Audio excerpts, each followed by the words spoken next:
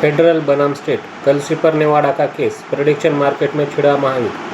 Prediction market के भविष्य को लेकर कानूनी लड़ाई अब अपने चरम पर पहुंच गई है।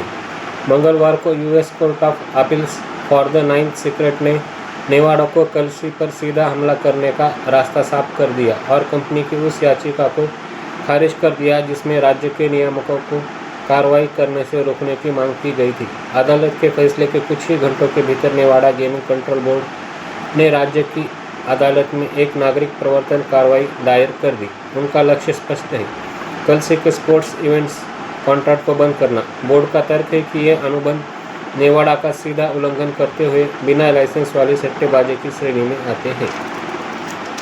नियामक का दावा है कि चूंकि कलसी उपयोगकर्ताओं को बिना राज्य गेमिंग लाइसेंस के खेल परिणामों पर दाव लगाने की अनुमति देता है, इसलिए ये नेवाडा के पारंपरिक और अत्यधिक विनियमित गेमिंग उद्योग के लिए एक अस्तित्वगत खतरा है। हालांकि यह लड़ाई अब केवल एक राज्य और एक स्टार्टअप के बीच नहीं रह गई है, इसमें अब ट्रंप प्रशासन की भी आधिकारिक एंट्री हो चुकी है। जिस दिन नेवाडा ने मुकदमा दायर किया उसी दिन कमोडिटी फ्यूचर्स ट्रेडिंग कमीशन के अध्यक्ष माइक सेलिंग ने इन बाजारों पर अनन्य संघीय अधिकार क्षेत्र का दावा करते हुए एक एमिक्स ब्रीफ दायर किया।